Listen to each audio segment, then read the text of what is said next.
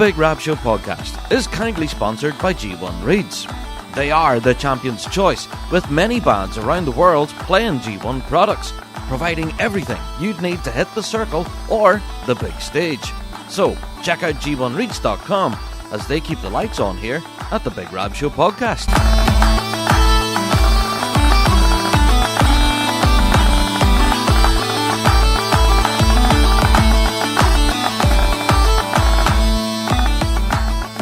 Hello there, everyone, and welcome to another Big Rab Show podcast. Yeah, another week has rolled around in the bagpiping world, and you guessed it. It's time for another Rab Show podcast, where we're going to update you as best we can on everything happening in the piping world. But yeah, there's a lot. Okay, there's a lot happening in the piping world, so we're going to do what we can to get through it. Plus, we have quite an amazing topic of the week this week, so the title of this week's episode kind of gives it away. But yeah, stick with us. We've got a lot to get covered this week. Episode 357. Boys, I don't know, we're flying now at this point. Over 350 plus episodes. That's nuts. There you go. Right.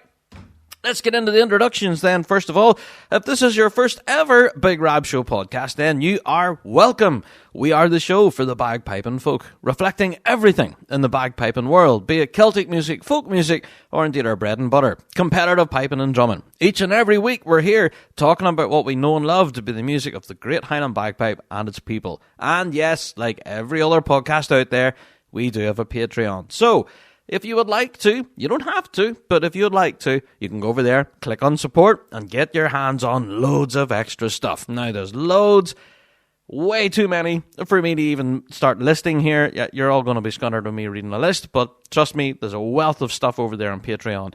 So, yeah, for your click of support, you get your hands on all of it. And hey, why not treat yourself? It's the holidays coming up shortly, you know? So, yeah, that could be a possible Christmas gift to yourself. You know, click on support, help support your wee favourite piping pod, but also get your mitts and all that extra stuff. Yeah, there you go. All right, so, Patreon plugged, introduction done. Let's get into the beginning of the show. With each and every week, we like to open the doors to our listener mail, and this week's no different. Our email address is bigrabshow@gmail.com.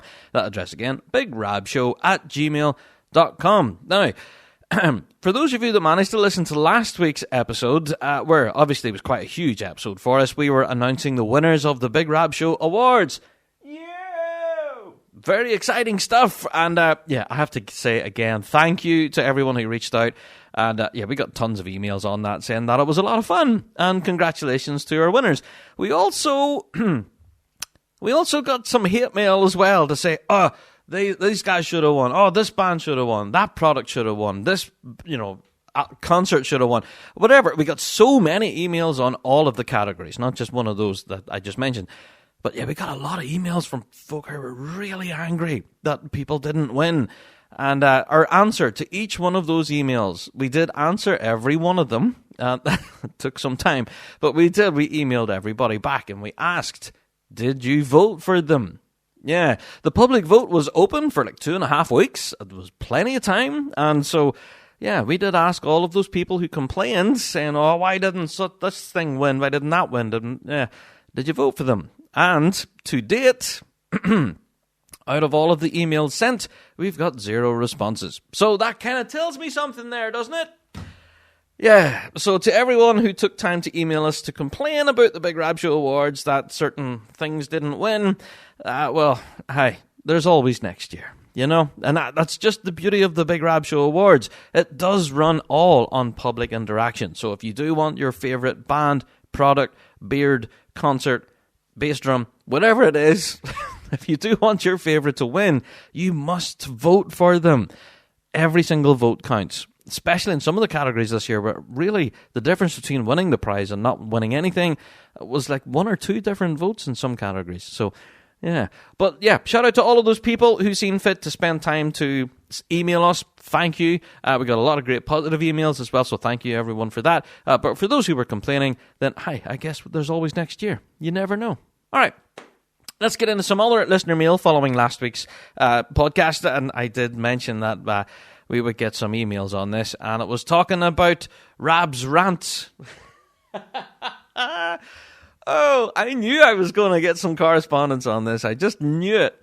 Well, number one, we got tons of messages from people saying, yeah, we've been contacted by these folks and they're offering us kilts and skiing doos and, all of the paraphernalia, the Highland wear, and asking us to buy from them. So, yeah, apparently we are not alone here on the Big Rab Show and being contacted by these people offering services through social media to purchase Highland wear products or instruments. Yeah. So, yeah, if you're interested in what that Rab's rant was, go back and listen to it last week. Quite hilarious now that I'm listening back to it, wondering just how was I so annoyed about it. But it seems to be commonplace now in the piping world, because we did get a wealth of email. Shout out to Seamus Clark, who emailed us in saying, "Hi Rab, Seamus here from New York in the United States. I gotta say I loved Rab's rant." Good stuff, Seamus. Especially about the overreaching sales techniques from the Pakistan Highland wear and bagpipe makers. Yeah, that's one of the things that I was kind of mentioning here, is that once I'd said, no thanks, not in the market, but they would keep going then. These jackets are waterproof. That's okay, I don't need a jacket. Oh, but they're made from tweed. Tweed is class, isn't it? So, no, I don't need a jacket, thank you. And we'll just keep going. Seamus's email continues. He says, not only do a majority of these things are Facebook scams, and they're advertised in buy and sell trade groups from either your local town or for bagpipe related things, and they also have the possibility of duping people who may not be fully aware, and like new students or prospective learners, saying, "Hi, buy your first set of bagpipes, only $50," and then people go out and actually buy these things, and they turn up to practice with what they think is a great set of bagpipes, and it turn out to be not so great. He goes on to say in his email here, I am paraphrasing a bit, he says, Matt Willis does a fantastic video of trying to make a set of Pakistan bagpipes playable.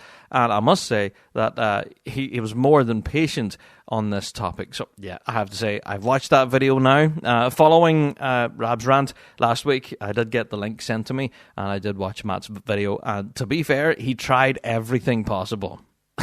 He tried so many different variations of reeds.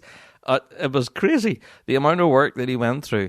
But yeah, go and check that out. Shameless plug for Matt Willis, but absolutely go and check out that video. So thank you to those who sent me the link for that.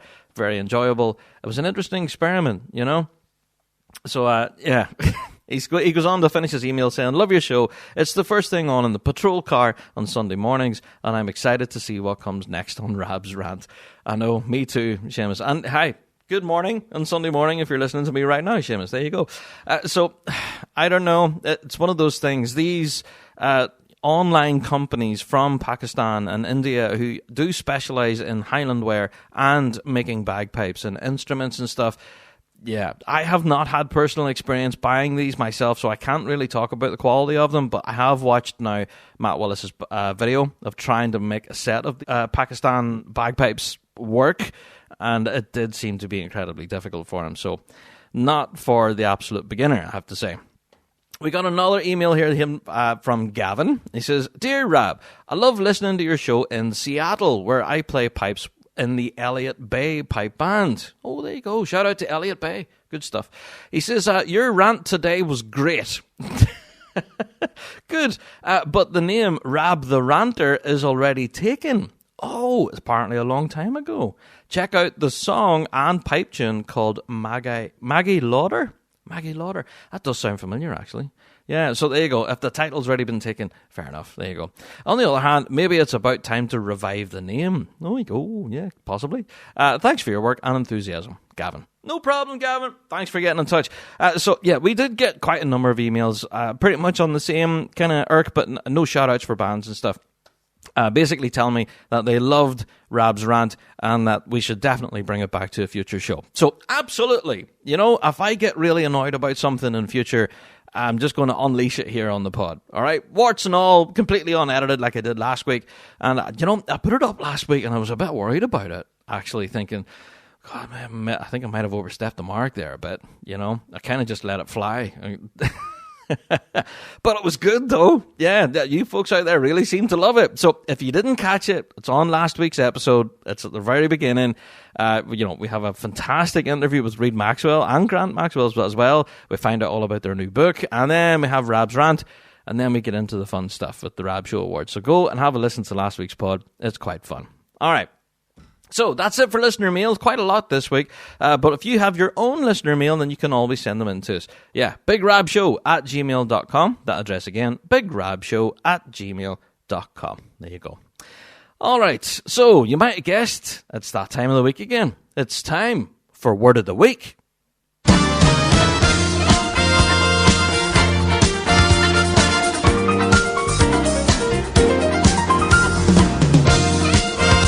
Time for Word of the Week here on the Big Rab Show Podcast. Dates. Yes, this week's Word of the Week is dates. Now, you might be wondering, what? Well, it's normally around this time of year that we would be starting to make travel arrangements for this incoming season. All of us on the Big Rab Show team will be furiously looking at the dates in the calendar, and we've been making, hotel bookings, plane journeys, bus, taxi, all that sort of stuff. We would be in the process of booking our travel for all of the competitions for this incoming season. However, there doesn't appear to be too many dates in the calendar at the moment, does there? Yeah, that's been a bit of a topic on a recent Pipes Drums article, and we'll talk about that and what's the crack. I'm sure it'll be quite a heavily, a bit of a heavy topic to get into. But yeah, dates. There doesn't appear to be too many dates in the calendar yet. All right, now ourselves in the Big Rab Show, as you say, we do have our email address, but we've been getting tons of questions from people in the scene, both locally here in Northern Ireland, but also across the UK, asking us about next season. When's the Worlds, when's the Scottish, when's the UK's, when's the Euros, all of these dates, we don't know. All right? We don't know. They have not been officially published. I think we have seen an official announcement about the dates for the World Championships. I think that's the only one that's only really set in stone. We do have it in good authority that there is one other major championship that is also set in stone that has been agreed, and that is mentioned in the Pipes Drums article, and we'll mention it later on in the show. But as far as kind of an official announcement or a publication of those dates, that has yet to happen. Our advice here on the Big Rab Show team, that whenever you're looking at dates and everything and future championships coming up, please do not book any travel arrangements until we have it confirmed from RSPBA themselves, until they have it published in black and white on their website to say, right, on this date, that's when we're heading to the grass. All right? Yeah, because ourselves in the Big Rab Show, we are just like you guys. We are really anxious. We are really wanting to start book our travel, booking hotels, which sometimes can be an absolute nightmare, and flights, transfers, all of the logistics that goes with it, absolutely we know can be an absolute nightmare, especially when transporting a pipe band. It's bad enough transporting us when, there's only one or two of us, 3 or 4 of us, depending on the competition. So, we all make our own travel arrangements, but, we want to make them. But imagine booking for a band of like 40, 50 people, that's a huge undertaking. So the sooner we can get these dates in the calendar, the better. But that's inspired this week's Word of the Week right there, dates. And there doesn't appear to be too many of them. And we'll get into that, of course, in this week's news and updates. All right. Okay, I think I've poked the bear on that one. Time to run away. Let's move on. It's time. Well, yeah, where's JD? JD! Rescue me. It's time for Weekly Drone. It's the Weekly Drone. Mass bands at the majors. I think it was 2017. I sat in the stands at the Worlds, watching bands enter mass bands for prize giving. I can remember it took nearly 3 hours. Not much has improved since then for speeding mass bands up. Dumbarton 2023 took an age. And there are complaints about people walking off mass bands for the toilet or being too drunk? No wonder. Anyway, What I was thinking could be a solution for major competitions only, just after, for example, grade 4A have completed. How long does it take the judges to work out the top 6? 15 minutes? And in the arena where the bands have played, so everyone knows what grade is being announced, they could invite just the top 6 bands to mass bands. No one knows the results yet. These 6 bands just know they are in the prize list. By doing this for all grades, except grade 2 and 1, who are typically well behaved in mass bands, we should be able to get through the prize giving quicker.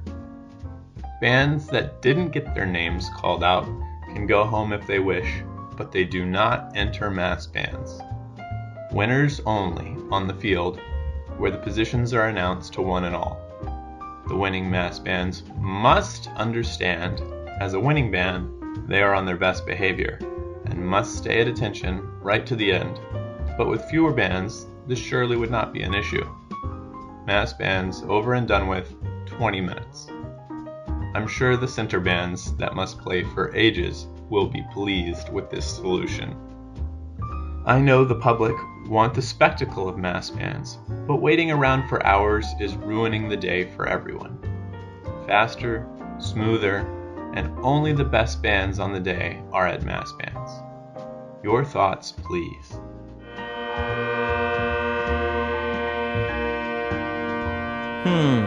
Some interesting ideas there. I haven't heard that suggestion yet. That's an interesting one. Prize winners only in the March Past. I don't know if I'm completely for that, if I'm honest. It does seem a little bit exclusionary and kind of cuts out everybody else that may well have equally have worked just as hard or traveled just as far, and just, to get a tap on the shoulder saying, by the way, yous aren't doing the March Past. That'd be horrible. And I dare say there'll be a lot of complaints because you mentioned there the spectacle and everything. The March Past does attract, it's cameras. Basically, it's a huge spectacle. You mentioned it there.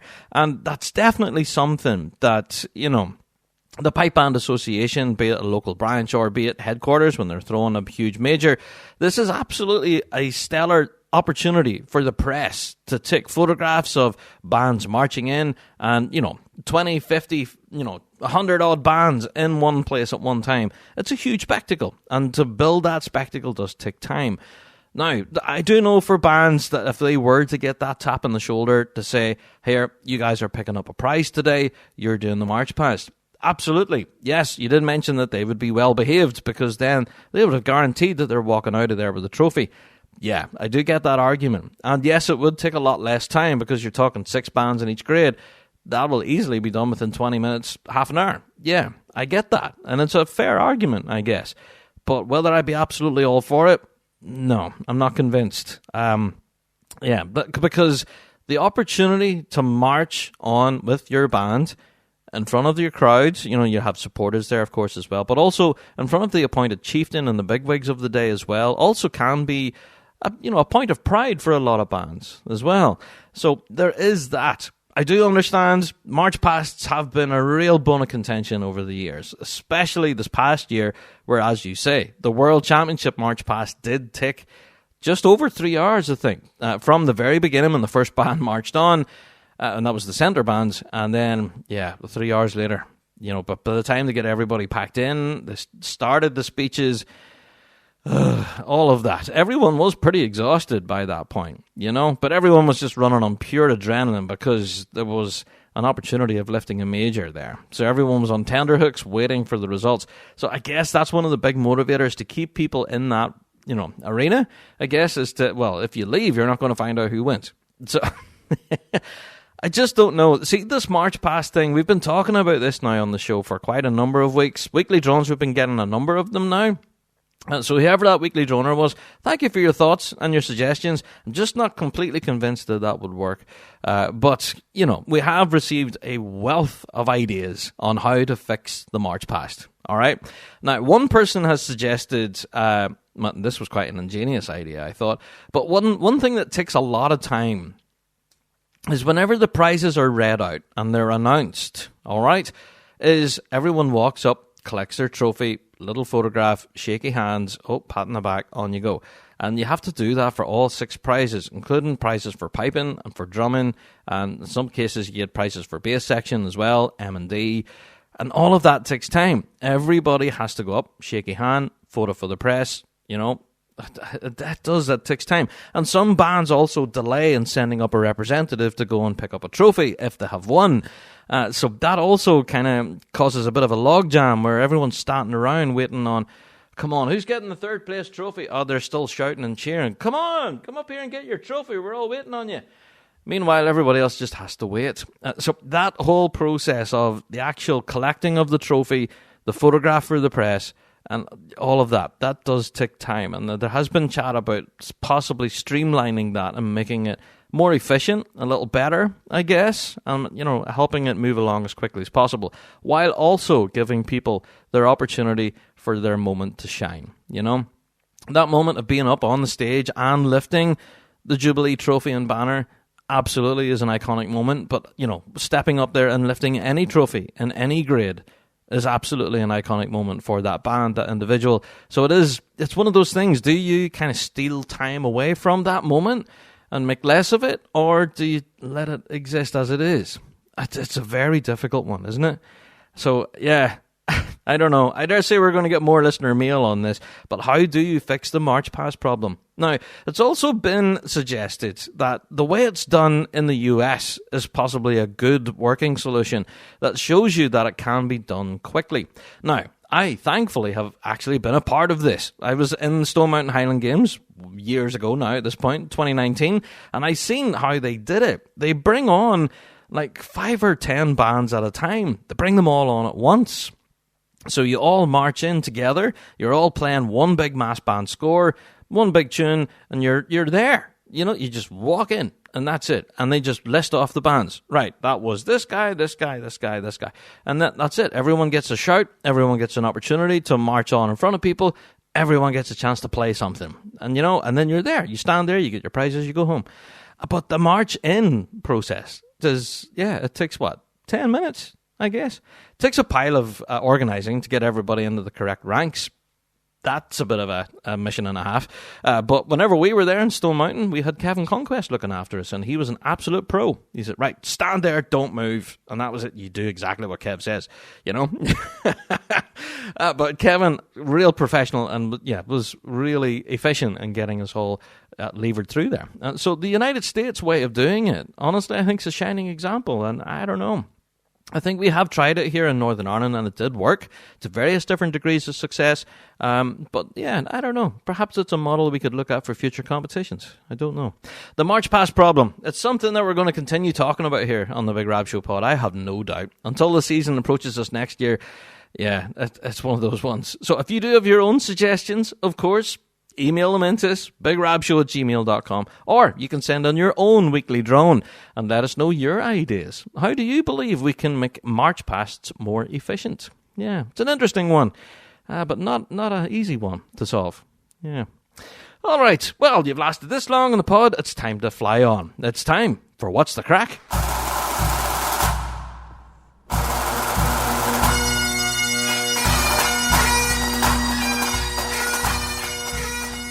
Do you wish piping could be fun again? Bagpipers around the world continue to struggle with their instrument, despite hours of hard work trying to get better. Bagpiping should be fulfilling. Your hard work should pay off, showing improvement and the freedom to express yourself musically. Or why do it? The Dojo University believe every piper should be able to free themselves from musical frustration, proven over more than a decade of successful teaching and accessible anywhere with an internet connection. The Dojo is unlike any other bagpipe learning experience in the world. Let the Dojo channel your enthusiasm into a fun and fulfilling program that will empower you with the knowledge to fall in love with piping all over again. So go to dojouniversity.com/Big Rab and take advantage of our 30-day free trial of Dojo Premium membership. Join the global community of students today and rediscover the fun of bagpiping. dojouniversity.com/Big Rab for a 30-day free trial.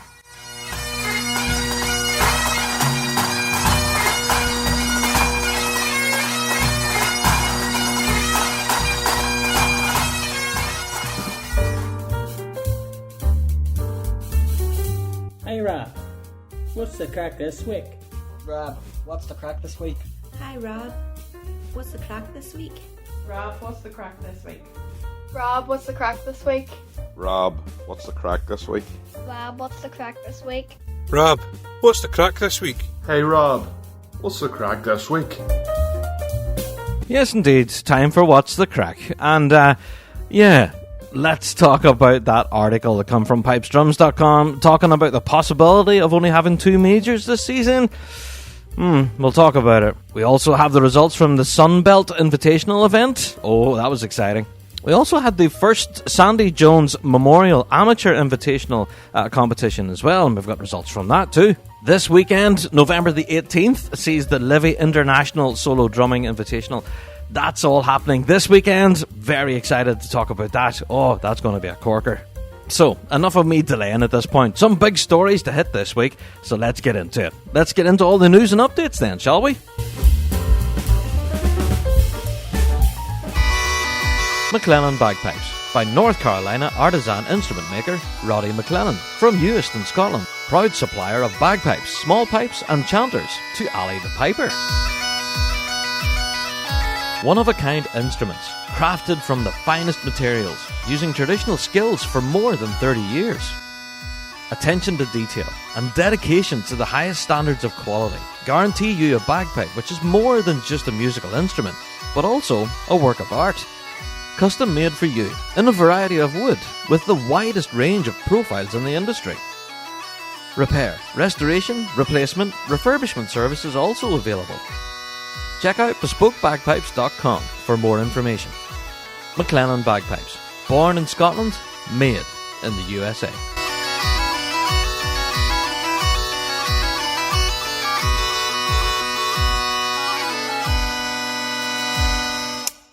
Okay, let's talk about the Livy Invitationals, shall we? It's this weekend, and we couldn't be more excited. Ourselves in the Big Rab Show, of course, we will be there, and this event is shaping up to be one of the biggest. I don't know. It sells out every single year, but for good reason. And it's raising tons of money for a charity as well. And we tell you each year whenever tickets are available, and it seems to be the following day, they're gone. It's a bit crazy. But the lineup has changed somewhat over recent days, actually.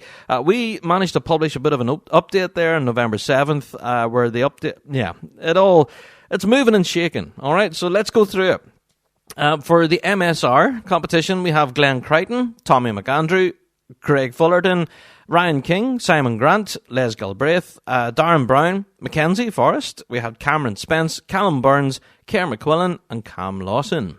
Yeah, there you go. And then, for the freestyle competition, again, we have Simon Grant, Tommy McAndrew, Darren Brown, Greg Fullerton, Callum Burns, Mackenzie Forrest, Glenn Crichton, Ryan King, Les Galbraith, Kerr McQuillan, Cam Lawson, and Cameron Spence. There you go. So that's your draw for both of those events. So MSR and freestyle. Now, what makes this event interesting this year is that they've added a brand new dynamic to it. That not only will the drummer be judged, all right, because it is a competition. So not only will the drummer be judged, but also the performance of their piper. Yes, there's a piping judge involved in this now too. So that's going to be a very interesting dynamic there. Especially for the freestyle competition. We have seen some really creative performances over the years, and we can't wait to see what this year's going to bring. So, for those of you interested, of course, for anybody who hasn't got a ticket and won't be in the crowd for the Livy Invitationals, then don't worry. Ourselves here on the Big Rab Show, we will be there, of course, and we won't be live, but we will be filming for upload. So we will be presenting that on our YouTube channel at a future date. So for those of you who want to catch all the action at the Livy Invitationals, then be sure to be tuned in to ourselves on the Big Rab Show on YouTube and all of that. So yeah, that's where all the good stuff will be. Yeah. Oh, Livy Invitationals. I can't wait. All right, so let's talk about, we have to talk about the Pipes Drums article. All right. Now, this just dropped about 10 minutes before I was about to come out here and record this evening, and it seemed to be my phone blew up. Ever since this article from pipesdrums.com was published, my phone just went boogaloo. Seemed to be every man and their horse was messaging me going, oh, Rab, is this true? Is this true? Now, you might have heard at the start of the show that our word of the week is dates. Yeah, and we're very keen to get dates in the calendar, and we're getting a lot of questions around dates. However, there's not too many in the calendar. Well, we might not have too many dates in the calendar. According to an article published by pipesdrums.com, their headline is Looming Possibility of Only 2 Majors. Yeah, in 2024. Now, this was kind of previously hinted at, and if you do want to go back, you can read the minutes of the previous Board of Directors meeting that was back in October 7th, where they did they hinted at it. They didn't really say it out loud, but they say that, they cautioned that the 2024 competition season would only see 2 major championships taking place, and the clock is running down. Now, apparently all city councils and, all those areas have up now until the end of November to agree their budgets for this incoming year. And that's what we mean that the clock is ticking. Because here we are now, it's the 15th of November, and so far we only really have 2 dates in the calendar, like we were saying earlier. We have the World Championships that's been confirmed, and the other one that has been confirmed but not officially announced yet is the Scottish Championships in Dumbarton. Apparently, they have both been agreed, and no apparently about it, they have been agreed, and that's it, they're set in stone. So, whenever it comes to the UKs, the Euros, and the British Championships, they have yet to find a home. Yeah. Now, the chat is that apparently on November 14th, just last night, that there was a meeting held by the Glasgow and West of Scotland branch, and apparently it was attended by the chief exec himself, Colin Mulhern, who relayed the news, apparently, to leaders of the bands and that in attendance, saying that apparently there will be a statement coming out shortly on this situation, and it'll come from head office in the end of November. According to several sources, now this is on the Pipes Drums article, it says, according to several sources to the matter, Mulhern reported at the meeting that the association is in discussions with 4 potential locations, but there are no commitments yet. Now that's not good. Now, and he also was quoted as saying here, if nothing surfaces before the end of the year, it's less likely that a local council will access sizable funding for a 2024 event. And I don't know, that really doesn't bode well, does it? Apparently, there is, I don't know, this is me reporting rumour now. This is unconfirmed, but apparently the asking price to host a major championship is in the hundreds of thousands of pounds. So whenever they're going to the likes of these city councils and everything saying, hey, we want to host the British Championships here, and they go, okay, great, that sounds like a brilliant idea. How much do you want? How much will it cost us to run? 150 grand. What? Right, so if we're paying 150 grand, what do we get for our money? What are we paying for? How does it cost 150 grand? And apparently the RSPBA are unable to provide a full itemized cost list as to, right, this is how much for the portaloos, this is how much for the security, this is how much for the, merry-go-rounds for the kids, whatever. Apparently they can't give a complete itemized list. Now, this is all detailed in the Pipes Drums article. It does get into the woods here a little bit, into the cost of running championships and how that the cost has risen over the years, especially post-pandemic.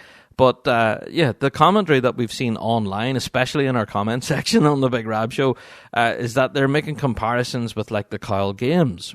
Yeah, a lot of people talking about how the Kyle Games just got more expensive each year and eventually became unsustainable, and that's why they lost the major championship. That can be completely wrong. I'm not entirely sure. I am just reporting what's been in our comment section. So that could be stuff that Rob got wrong.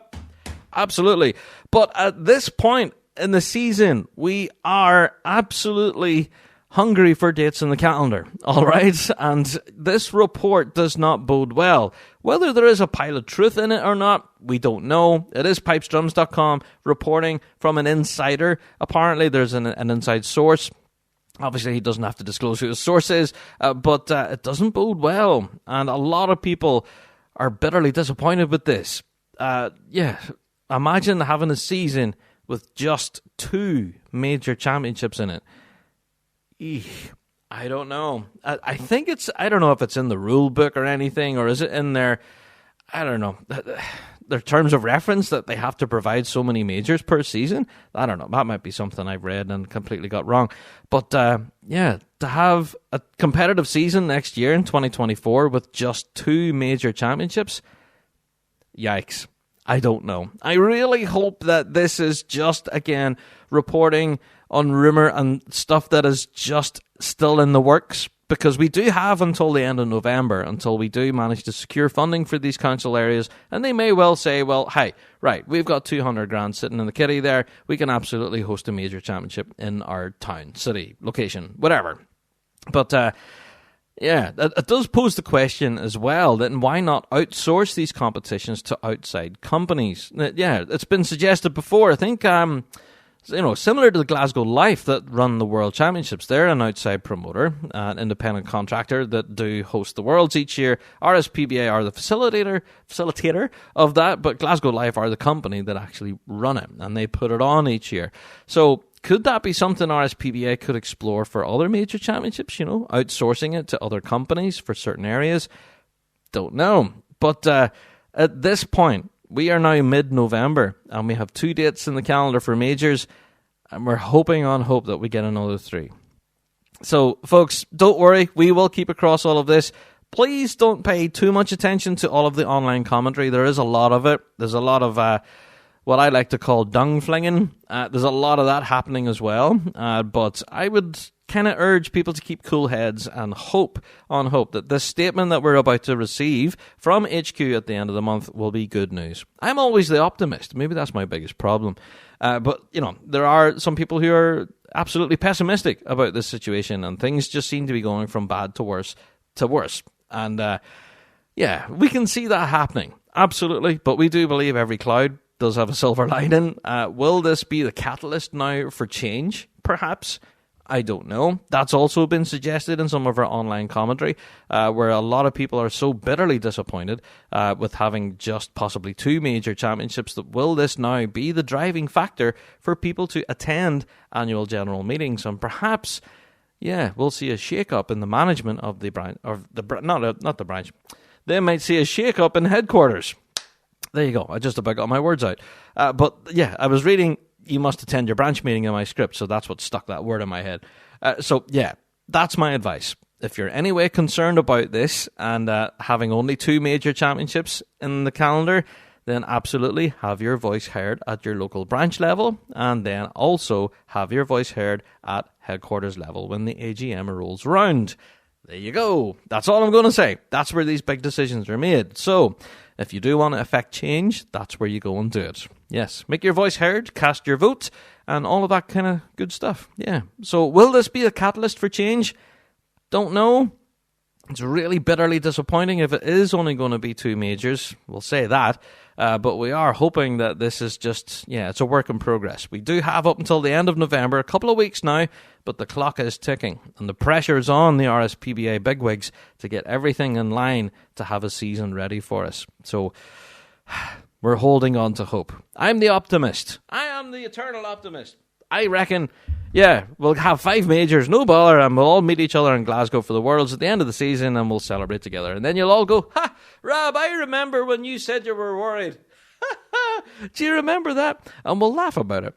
Either that or I'll get emails about it saying, stuff that Rab got wrong. Yep, and I'll look forward to them. bigrabshow@gmail.com. So yeah, go and check out that article. It's up on pipesdrums.com now. It doesn't bode well. 2 major championships for this incoming season, set in stone. Will we see more? Don't know. As far as ourselves here in Northern Ireland are concerned, however, apparently our domestic calendar is well underway. Apparently there's lots of arranging going on behind the scenes, and domestically for our minor championships here in Northern Ireland, we're in a good spot. There you go.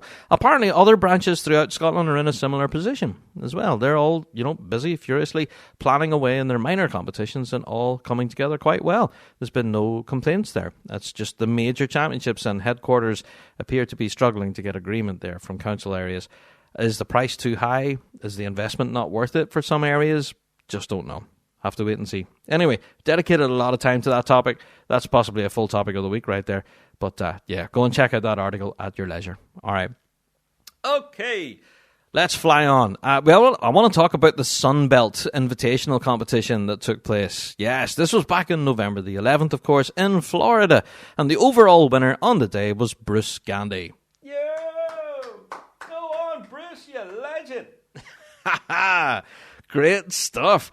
Yeah, what a fantastic competition. See the lineup, actually. Well, Callum Beaumont was there, Glenn Brown, Alistair Henderson, Wally McCallum, Angus D. McCall, Ian K. McDonald, Donald McPhee, Connor Sinclair, Alan Tully, and then, of course, the winner as well, Bruce Gandy. Yeah, so talk about a lineup. Wow.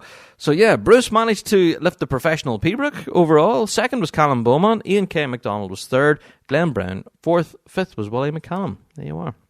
The professional medley then went to Callum Beaumont, yeah, and second was Bruce Gandy. So Bruce obviously must have lifted it then on Pembroke preference. There you go. The Linda McBride Memorial Amateur MSR went to Tom Candalosi. There you go. I could just about pronounce your name there, Tom. Apologies. The David Bailiff Memorial Amateur Pembroke competition again went to Tom Candalosi. There you go. I'm probably pronouncing your name terribly wrong. Apologies, Tom. But there you go. A double hitter there, winning the MSR and the Pembroke as well. Good stuff. So for more information, of course, on the winners, haven't read all of them there, but there's quite a list here. So the Sunbelt Invitational Piping Competition, full results are available now on bagpipe.news. You can go and check those out. Yeah. So those two prizes there I mentioned there that Tom won, that was part of that first Sandy Jones Memorial Amateur Invitational competition that we mentioned in What's the Crack. So it was all kind of incorporated within the one event. Two separate events. So, hey, there you go. A bit of confusion there on my part, but hey, a great competition all the same. Yeah. So well done to everybody involved there. A lot of great piping action there at the Sunbelt competition. And as I say, go and check out the full details on bagpipe.news. There you are. So, this past weekend was Remembrance Weekend, especially on Remembrance Sunday, where a lot of pipers and drummers and pipe bands all across the UK were marking events across the country for acts of remembrance. We have to say a particular highlight of ours that we noticed online was the Rathryland and District Massed Pipes and Drums that performed at Windsor Park in the half-time of a football game. And yeah, that attracted bands from all across Northern Ireland to be a part of that. We've shared out a lot of performances, a lot of cenotaphs, a lot of parades of towns and everything. There's so many bands all across the UK that were involved in acts of remembrance, not just here in the UK as well, but also internationally as well. So shout out to all of you. We did do our best to share out as many performances as possible. And thank you everyone for also sending in Rab Show selfies and all of that. So we've done what we could to share out everything over the course of Remembrance Weekend, and to give you all a shout out if you were involved in any piping action, of course, over the weekend at all. Yeah, there you are. So we have to move on. Another news story then, Lincoln Hilton and modern piping. Yeah, mdpiping.com, they have released a brand new volume. Yes, volume 37. Now, this is the first volume actually released just after the World Championships. So, there's some big tunes in here. And from some big names as well. So you're definitely going to want to grab a copy of this because, there's one tune in particular here that I'm going to want to get my mitts on. Let's talk about, it's Lincoln Hilton's tune Halo. Yeah, the Halo, now, whenever I mention Halo, people out there who are video game people will know exactly what I'm talking about. It is a video game. It's a first-person shooter on the Xbox. I've never played it myself, but yeah, the music for it, there's quite a distinctive theme. Well, Lincoln himself has actually turned this into a pipe tune, and it was famously performed there recently in August by the Simon Fraser University Pipe Band. Go and check that out. So it's all there now, volume 37. Tunes in there from Lincoln Hilton. We have Alistair McLaren as well, Scott Wallace, Bridget Campbell, we have Dougie McLean as well, and Alex Gandy. There's quite a list here. So, yeah. Go and check it out for yourself. The full list of names and tunes available in this volume is definitely worth adding to your collection. Yeah, especially if you're a Lincoln Hilton fan. So go and check it out. mdpiping.com. Volume 37 is available now. You can go and catch it. Good stuff. Okay, I have to briefly mention, now I know I haven't done dates for your diary for a bit, but we might introduce that next year as more dates start to fill our calendar. But there's a new one, 17th of November, just this upcoming weekend. The Lewis and Harris Piping Society are hosting a father and son piping recital by Angus D. and Angus John McCall. Yeah. So for more information on this, say 17th of November, 7:30, it's going to be held in Stornoway. So if you are in that area, then why not go along and enjoy quite an amazing piping recital? Yeah, so check it out, the Lewis and Harris Piping Society and their father and son piping recital. And it's not really a news story because we've already talked about it on the show, but I just wanted to remind you again that the Belfast International Tattoo, the tickets are available right now. They're now released. They're not pre-order anymore, so they're now available. You can go to the belfastinternationaltattoo.com and go and grab them, or you can go to the SSE Arena box office and grab them there. Would make for a good Christmas gift. Hint, hint. There you go. But that's going to be held next year on the 6th and 7th of September, and you have 3 performances to pick from there. And trust me, if this year's Belfast Tattoo is anything to go by, next year's is going to be bigger and better. So, yeah, shout out to the Belfast International Tattoo. Another bit of a shameless plug, but just wanted to remind you, because so many people missed this year's. I have no idea why. It was completely sold out. You couldn't get tickets for it. So avoid disappointment, folks. Grab your tickets early. I know it's not until September next year, but trust me, get your tickets, put them in your back pocket, and then you'll have them. And then you'll catch the show next year. So there you go. 6th and 7th of September, Belfast International Tattoo. Yeah, tickets are available now. Go and grab them. I also want to give a bit of a shameless plug. Well, seeing how we're doing shameless plugs, I have to mention Kyle Howe. Yes, it's November, of course. So Kyle is back doing his fundraising for Movember. He's doing his tune a day. Now, I'm sure everybody who's subscribed to Kyle on YouTube and that, well, let's face it, you should be already. But yeah, he's doing his tune a day challenge and he's raising money for the Movember charity. So if you'd like to head along, check out his YouTube channel and yeah, why not drop him a little donation as well? Fantastic stuff. So shout out to Kyle. So yeah, go and check him out. Kyle Howe on YouTube. You should already be subscribed. Come on, I've plugged him that many times. If you're not subscribed already, what are you doing? But yeah, he's doing his tune a day as well as growing a handsome mustache. And do you know, by this stage, Kyle's been doing this for a few years now. He's raised a serious amount of money for charity. But at the end of it, I really do think he suits a mustache. You know, I really do. I've said it to him before. But I think at the end of Movember, each time he does shave it off. But I think he should keep it, you know? Yeah, I don't know. If anybody else out there is doing any fundraising for the Movember charity, yeah, give us a shout and we'll give you a bit of a plug here in the Rab Show. Why not? Well, seeing how we're talking about November and everything, well, I am very aware that the piping season is about to start ramping up down under, especially in New Zealand, where they're already starting to show signs of hitting the grass. Now, according to pipestrums.com, they recently recorded an interview with Liam Kernahan, of course, of the New Zealand RNZPBA. Could just about talk tonight.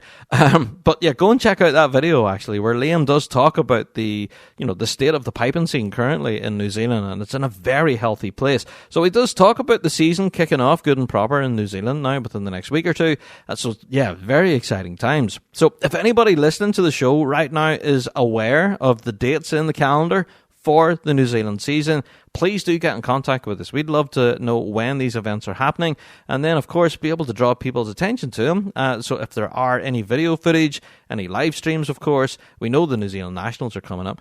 So yeah, if you have any of that information to hand, please do send it on to us. bigrabshow@gmail.com. We would love to give it a bit of a shameless plug wherever possible. So yeah, help support the piping scene down there in New Zealand. Yeah.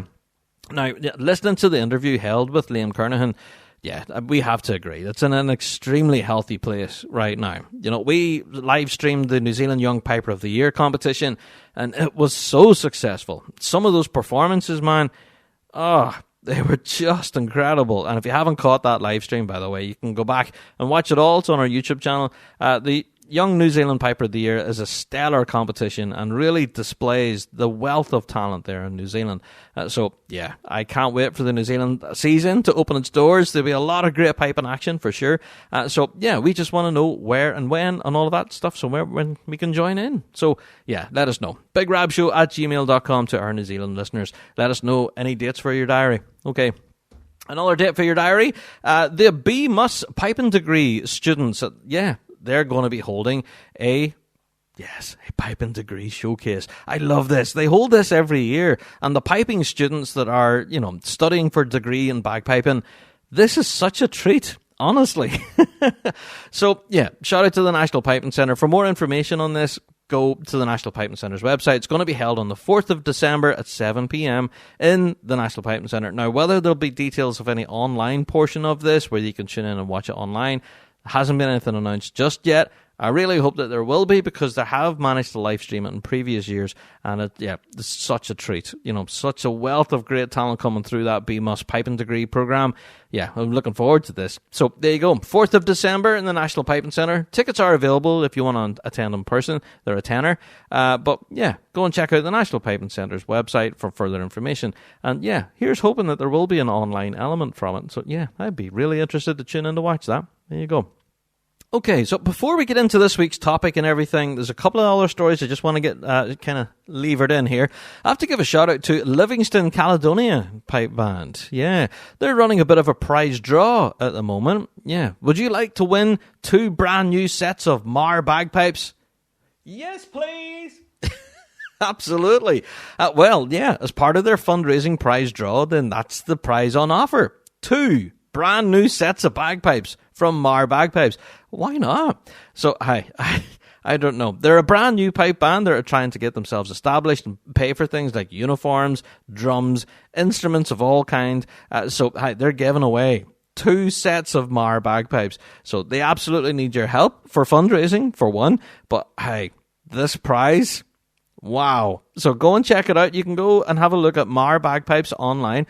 Of course, it's been shared out, of course, on the Big Rab Show. We've put it out there plenty of times, and there's loads of ways for you to get involved. All you have to do is like and share and drop, there's possible donations is available as well. Tons of ways for you to enter this competition. There you go. So go and check it out. Mar Bagpipes and the Livingston Caledonia Pipe Band doing a spot of fundraising there. So there you go. Go and support a worthy cause and possibly win yourself some, spanking brand new bagpipes. Class. And our last little news story is that the IPBA are holding a workshop for pipers and drummers. Yes, the Irish Pipe Band are holding a regional part-day seminar. Now, this is for Grade 5 and Grade 4B band members specifically. And also, it's available for non-competing or non-registered band members. And this will all be teaching things like maintenance, pipes and drums maintenance, how to change heads, change reeds, how to maintain your pipes and everything. So this is aimed at non-competing bands and for Grade 5 or 4B bands. This will all be held on the 26th of November, in the band hall in, SuperValue Car Park in Matt Talbot Road in Tralee. There you are. For more details, you can go and check out the IPBA socials. They've published it all up there, including your times for all your sessions and everything. I think apparently there'll be a question and answer session as well available. So this is all being arranged through the Munster branch of the IPBA. But for full info, go to the IPBA on their socials, where they've been plugging it now for a little while. So just wanted to mention it now. So if you are interested in that area in Tralee, then that's available. 26th of November. Yeah, that's quite an interesting initiative there. Good stuff. Shout out to the Munster branch. Good stuff. All right. Okay, you've waited long enough. We finally got through all the news and updates, we reckon. There's bound to be stuff that we've missed, of course, and stuff that Rob got wrong. But we'll gloss over that, won't we? And it's time for me to go and get a big cup of tea. It's time for the topic of the week. Wallace Bagpipes. Quality, pride and passion, made in Scotland. Proud bagpipe supplier to the Red Hot Chili Pipers.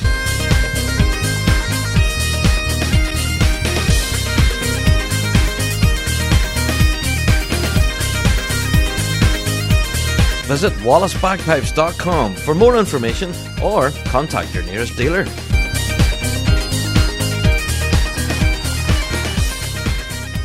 Ah, yes. Topic of the week time. And you might have guessed by the title of this week's episode who exactly we're chatting to. Yeah, Ali North, the bass drummer with Simon Fraser University Pipe Band. Now, before we get into it all, I have to say that Ali really only stepped into that role just last year. Yeah, lifting the bass drum with SFU, and we all know what happened last year with the drum corps. Yeah, they walked away world champions. And of course, they won it again this year as well. So Ali has definitely made that role her own, and yeah, it's a fascinating story. So I'm so glad she took time to sit down and chat with us all so we can hear all about it. So enough of me slabbering into this point. Let's get into the interview. So let's welcome Ali to the Big Rab Show Podcast. Ali, how are you? I'm good, Rob. How are you? The very best. I have to be honest, I'm kind of starstruck. Here, I've been a fan for the longest time. It's great to finally chat with you. Yeah, I'm really excited. I was so excited to be able to bump into you at World this last year, and then now here I am. Yeah. Oh, we had to grab a selfie of the moment too. Yeah, absolutely. So, right, I've got so many questions, bass drumming orientated and everything, all your work with SFU, all of it. But first of all, I want to hear a little bit about your background. First of all, on piping and drumming. How did you first get started? So I first started just by happenstance back in 2007. My family, who has no Scottish background whatsoever, we're actually predominantly Polish. And we just randomly decided, let's go to this Highland Games thing. No idea what it is. Let's try it out. Let's go to it. So we went to it. My brother had been trying for years to get into some sort of music, hadn't really found something that worked. I've been playing music since I was 8 years old. I started on piano, then went to clarinet, did bassoon. And at the time when we were going, I was actively playing bassoon and trombone and getting geared up for auditions to college. We bumped into Northwest Junior Pipe Band, had a little tent at the games, and they signed out my brother for bagpipes because they figured after he had tried out all of these other instruments that clearly bagpipes was the next, iteration of trying out music. That's the obvious choice, isn't it? Yeah, exactly. Definitely the easiest instrument. Let's stick him on that. So yeah, I really wanted to learn. They said, nope, you got to focus on your college stuff. Teenager, wouldn't listen to him. So I, would go along to the lessons, and I bumped into what ultimately became my teacher, Marcy McQuarrie, who gave me a couple tenor sticks and said, here, can you do some flourishes? I'm like, sure, yep. So just kind of did some flourishes. She goes, great, you can read music? I'm like, yep. She's like, okay, great. We're going to Scotland this year, and I need another tenor drummer for my corps. So I was part of the very first trip that Northwest Junior took to Scotland in 2008, where we played in, I believe it was Novice Juvenile, and I think we got, it was either 6th or 5th in our group. I do remember the band actually placing in the prizes. Yeah, there you go. So I went from 0 to competing in a grade 4 pipe band in 3 months. And then did all of that. I only got one more year eligibility as a junior player before graduating out of the band. And then I started playing with our Memorial organization the next year in their grade 3. Yes. Still on tenor. I had been trained from the get-go as a bass drummer as well, because that way in the event that our bass drummer wasn't able to make something, I could go and play bass. I see. So I went to RMM, still on tenor. I was part of that group in 2012 that went to Worlds, that then won the grade 3 event and was promoted to grade 2. And then in 2017, I finally got the opportunity to switch full-time to bass, which was the best thing that I could hope for. I'd always loved bass, but just never had the opportunity to actually compete on bass. Little gigs here and there, but nothing, permanent, because there's only one bass per band. So you got to kind of wait. But since RMM is part of the SFU organization, I've been with the organization as a whole since 2010. So had for a long time been kind of around the SFU group. Yeah, I see. And then I think I was reading the program actually from your concert Generations, and it did mention in there that you'd stepped into the band just last year in 2022. Yes. What an introduction. Wow. Yeah. So coming out of COVID, SFU's bass drummer before then decided that they're ready to step away. So they had an interim bass drummer for the 2022 year, who had been a long time player as a tenor drummer with the band. She unfortunately had a back injury that became much more apparent that it was really impacting her ability to carry the drum and everything like that much later into the season. So Reed got a hold of me 75 days before Worlds and said, I need a backup bass drummer. 75 days? Yeah. Wow. Yeah. So it was the end of May and he said, all right, I need you to learn all the sets just in case, we want you to basically be the backup goalie to a hockey team where you probably won't play, but you're ready to go in a moment's notice. I'm like, okay, got it. No problem. Yeah. So I was also still competing with RMM2 at the time as well on bass. So we kind of finished out the season early for them in order for me to focus on SFU. Because we knew just in case, we wanted to make sure that SFU was going to be healthy going into Worlds just in case. Yes. By chance, also again, in all the weird string of events, Northwest Junior was going to Scotland that year. And so I was already going with them as one of the instructors because I have since 2015 come back and have been teaching with Northwest Junior. Yes. So I was going to Scotland anyways, and that wasn't even part of Reed's plan originally. It was just supposed to be, I was just supposed to kind of learn the music and fill in here and there. And I was like, oh, well, I'm also going to Worlds, so I'll be around. You'd be there anyway. Yeah. And so I spent my whole summer doing nothing but practicing. My Saturdays in particular, I think I was practicing, 8 to 10 hours a day. Oh, wow. That's a to make lot. sure I had all that music. Yeah. Wow. So we got to Worlds, and then unfortunately the bass drummer got COVID the Wednesday before before. Oh no! I was going to ask what happened then.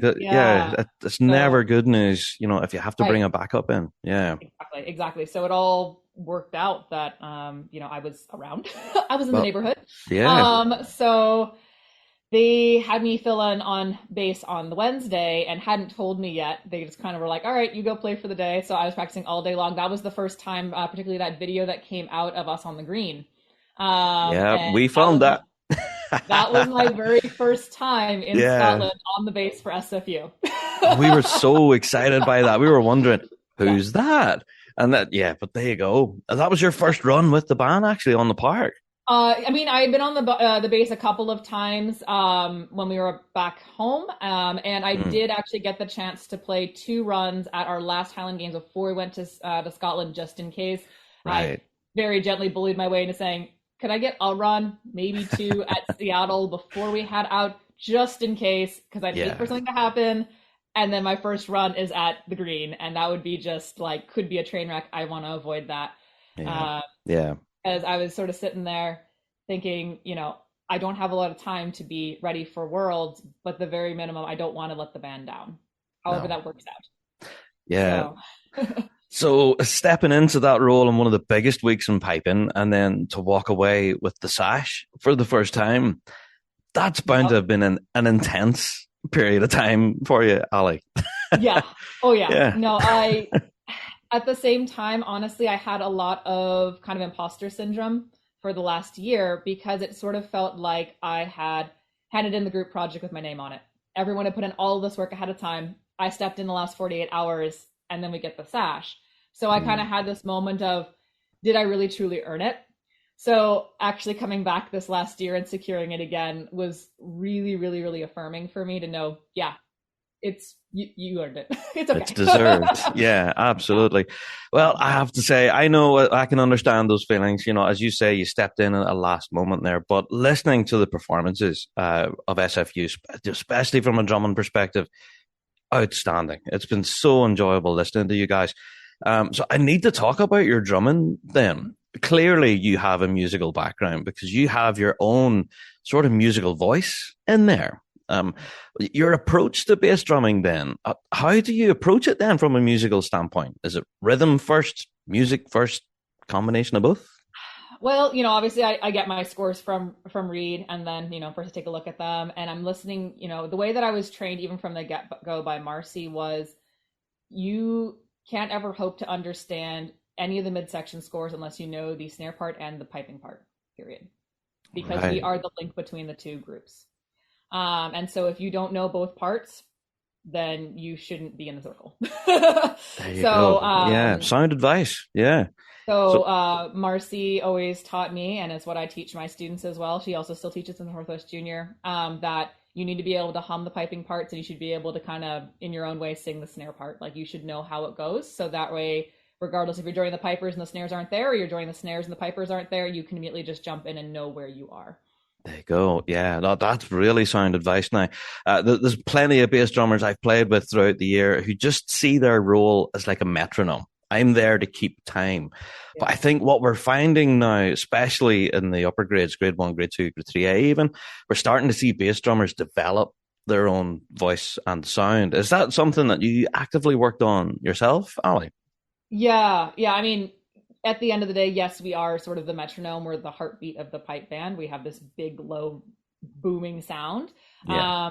But we're not just playing notes, we're playing music. And we have to always keep that in mind that even if at the end of the day, you're hitting all 4 beats of the Strass Bay and it's just 1, 2, 3, 4, 1, 2, 3, 4, you can do a lot more with it than just monotonously playing 4 beats. That's it. Yeah.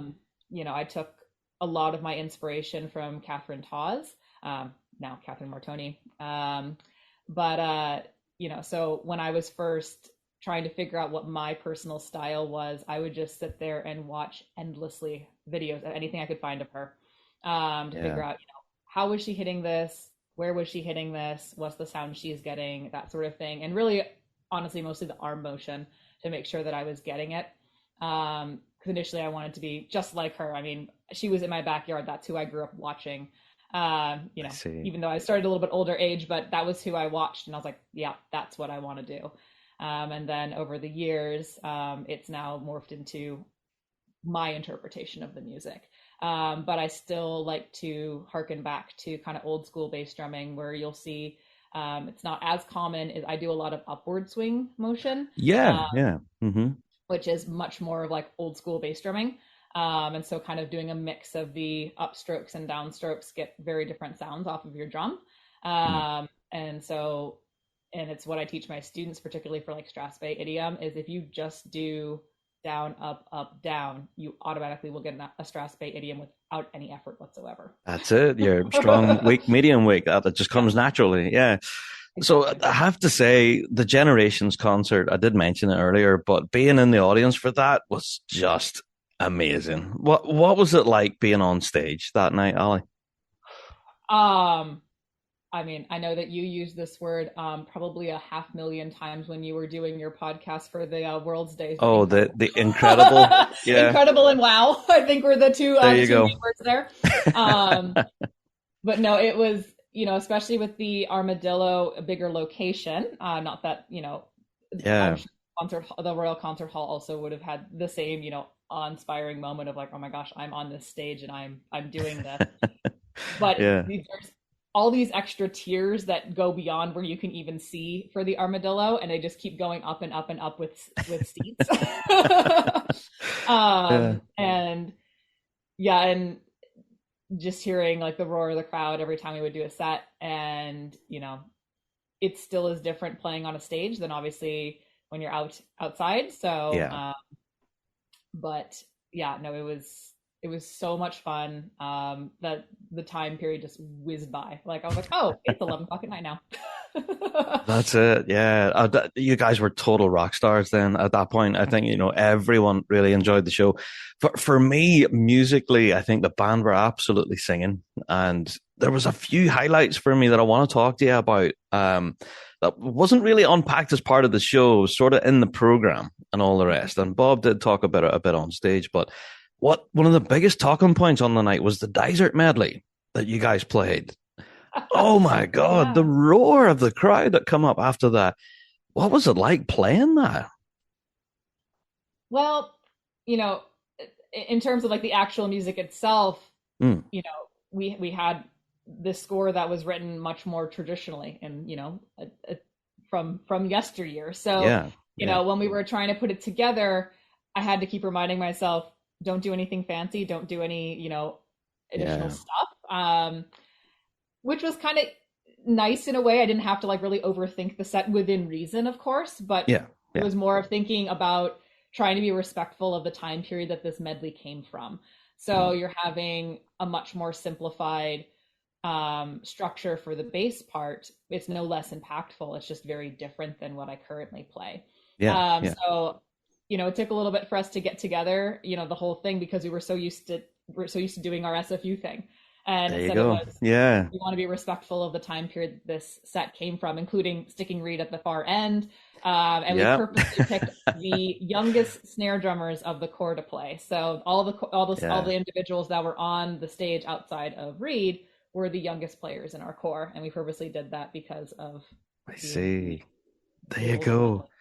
That was one of the things that we were talking about this afterwards. You know how pipe banders do. We all talk about every single set. But that was the one that came across as like everyone's favorite. They were like, but it sounded like a bit of a time capsule. Like it really took us back on a journey. It was so enjoyable. So the difference from that music then to what we're playing now in the modern day, I don't know. It's just such a different world now, isn't it? Yes. Yeah. I mean, back then, the thing is, you can actually find, I don't know if it's specifically that medley, but one of the medleys from around that same time period from Dysart, they have videos of it online that you can find, and you can see the playing from both the snares, the bass, and the tenor. I think they fielded, I can't remember if it was one or two tenors during that. Can't remember now. Yeah. But either way, the tenor and the bass kind of have like these hard, almost like they look kind of like tenor mallets even for the bass drummer. And so they have this, almost kind of like marching band or like DCI kind of like hitting style. So it's very different than our big, huge beaters that we have now. So that's it. There was no room for subtlety then with the midsections. Exactly. Yeah. So that's one of the things I want to talk about. And that's your technique that was really kind of drew my ear this year, is your own technique with using like chokes and stuff. There is even in points where you change the tone of the drum somehow, some sort of magic or witchcraft, or I don't know what it is you're doing. But I'll take witchcraft. Yeah, there you go. But I have noticed it. Is this something that you're bringing into the bass drum voice now? These like chokes and rhythm changes. It's been really unique. Yeah. So I have, I'm a little bit stuck in my ways in terms of what should or shouldn't be on a like pipe band setting bass drum. So I'm personally not one for like a whole bunch of roughs or a lot of the really crazy stuff. Personally, that's my personal, thing for it. But a few chokes here and there isn't an issue. A few rolls here and there isn't an issue. So, you're probably never going to see me do a rough in the middle of, the green. But doesn't necessarily mean that might not happen at some other point in my, solo career. But it's not really as much of a thing for me. But really, particularly in terms of the tone that comes off my drum, is every note that I play, what I hear in my head is a different pitch. So as far as like when I play, I imagine that my drum can make any number of notes on a scale. And so that changes how I hit my drum, where I'm brushing versus like pulling the note directly out versus up. And that changes the pitch for everyone else to hear, because I'm hearing it in my head as, I need this note to be higher. I need this note to be lower. I need this note to be less resonant or more resonant. Yes. So incorporating my arms as both a showpiece to like highlight what the music is doing, as well as getting a different tone on the drum, is always my goal. Oh, fantastic. Well, I have to say, it's been an absolute pleasure watching you this year. It's been fantastic. And congratulations on lifting that sash again. Well deserved, for sure. And we moved up 2 placings as a band, too. We got 4th this year, which was very, very exciting as a band. There you go. Yeah, no bad thing by any means. Exactly. It's an ultra-competitive grade. I was gonna say, I'm sorry that we didn't hit your predictions, though. I know you had us as the fan favorite, so I did. I do appreciate. Yeah, I honestly, was watching performances leading up to I thought, hey, these guys are cooking. So hey, there we go. I give us a shout. Right, well, I have to get into other questions then. Obviously, with playing the bass drum now, one of the biggest bands in the world, it's, a big role of responsibility. But a lot of people look up to you as an inspirational figure. You are a woman, but playing at the top flight, lifting prizes. And a lot of people are now looking to you and possibly lifting the bass sticks for the first time. We're starting to see a lot of female bass drummers coming through now. Is that something you're noticing yourself, Ali?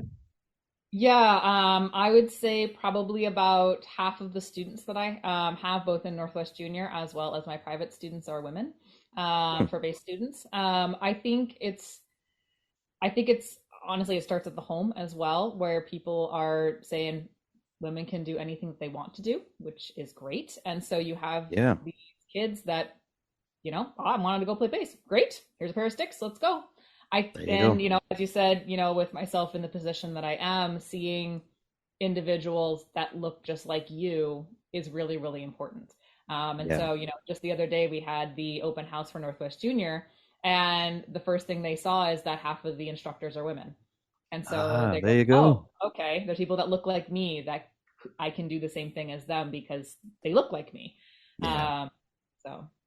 No, it's such a great trend at the moment. And we've been noticing, there's been an ongoing discussion, I guess, with the National Piping Centre running a big survey and everything involving women in pipe bands. And ourselves in Rab Show, we've been talking about it too, Why aren't there as many women pipe majors in the world, for example? But we are starting to see numbers starting to increase now. So if you don't mind me saying, you are kind of an inspiration for a lot of folk now looking, going, I could do that as well, or I want to have a go at that. Yeah. So keep up the good work from that regard, Ali, for sure. No pressure. Thank you. Yeah, no, I have to say, I mean, obviously winning the sash was a huge moment this year, but actually one of my favorite moments this year was there was that photo of me that flashed up on Facebook like the Friday night when we were warming up. I think it was from We Love Pipe Bands. And one of the comments on it was from a woman who was tagging another, I'm assuming a girl, on it saying, see, women can play bass drum too. Ah, no way. Like, that's done. brilliant. That's all I care about. I was like, I don't care what the results are for the rest of the weekend. I've got that. I love that. That's fantastic. So then I have to ask you, but I do talk to a lot of inspirational people here on the pod, yourself included. So who inspires you in your music then? You did mention earlier on you look up to a particular bass drummer. Is there anyone else in the piping scene that you look up to? I mean, I love seeing anybody who is, other women in pipe bands, of course. Of course, love seeing any women in pipe bands, particularly at the highest echelons of playing. I love seeing differently abled individuals playing in pipe bands. I love seeing Katie the Wheeled Piper. I love seeing Austin, who is playing with St. Thomas this year. And I love that these pipe bands are also saying we can have anybody in pipe band, because pipe band is supposed to be for everybody. So I love seeing individuals like that out there. They inspire me to keep going. And then, on top of the women who are competing, those that are actually mothers and expectant mothers on the field. This year in SFU, we actually had one of our tenors was pregnant. She's due in about a month. There and you that's go. awesome. I remember a few years ago, Inverary had the same thing.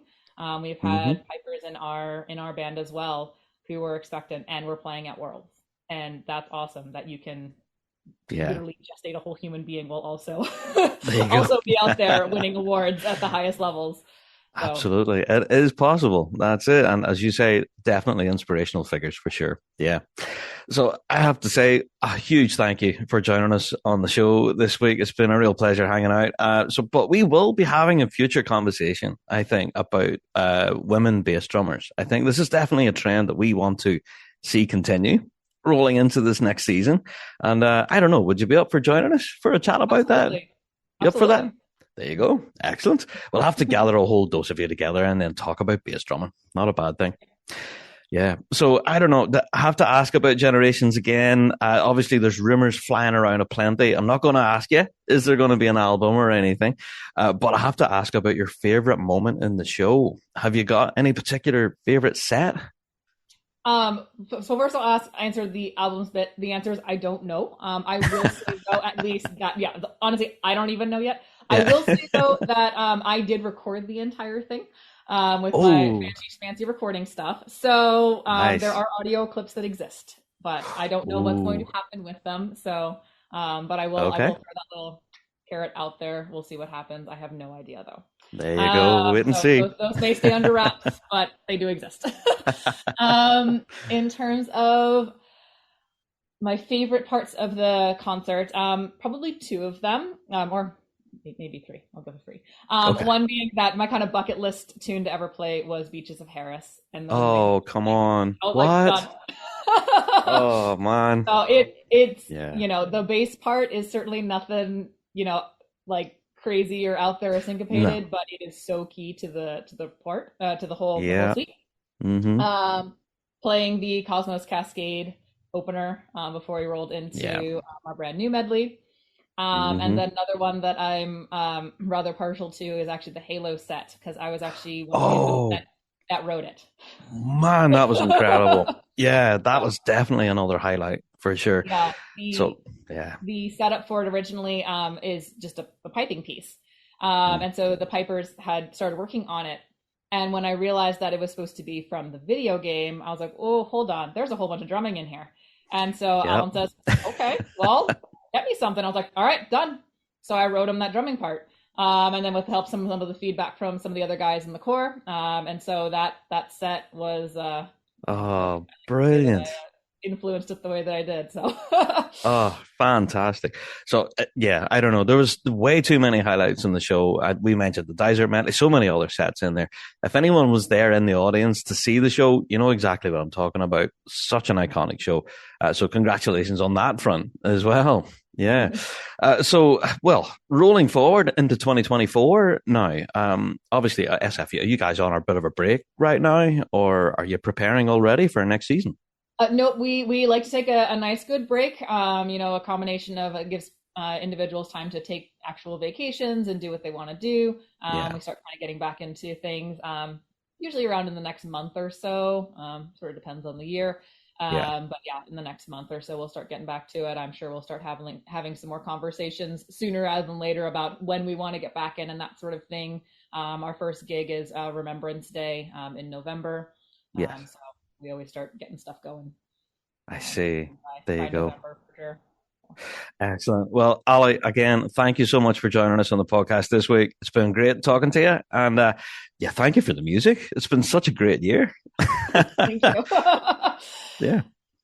I'm sure we'll get catching up with you again, no doubt, as we have this other podcast on bass drumming. So we'll have to drag you back in again for that one. So thanks so much, Ali. Thank you so much for having me. Thank you.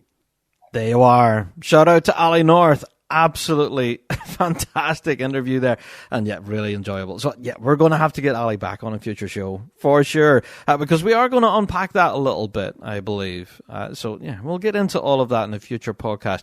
If you're curious at all and would like to contact us about that, or have any comments, queries, or questions at all, you can always email us, bigrabshow@gmail.com. That address again, bigrabshow@gmail.com. Drop us in a line. Yeah. There you are. So that's it for another Big Rab Show pod. We're about to close the doors. As always, don't forget that we do have a Patreon.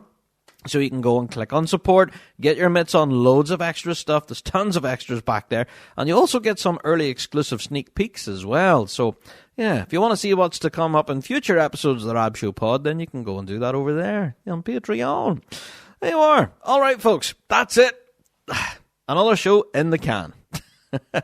And I am out the door. Thank you everyone for downloading this week, and no doubt we'll catch you here again next week for even more bagpiping shenanigans. Until then, we'll catch you all next week.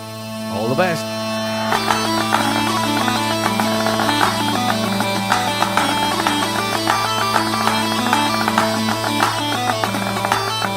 Well, that's it for another Big Rab Show podcast. Thanks so much for downloading this week. And a special thank you to our sponsor, G1 Reeds. Played by bands around the world, they are the champion's choice. Check out g1reeds.com for all of your piping needs. Don't forget to check out thebigrabshow.com to be kept up to date with all of the latest news and views from around the piping world. And also, check us out on Patreon. For $5 a month, you can get your hands on tons of extra piping goodness and be a part of the Patreon faithful. So, until next week, folks, we'll see you right here on the Big Rab Show podcast. All the best.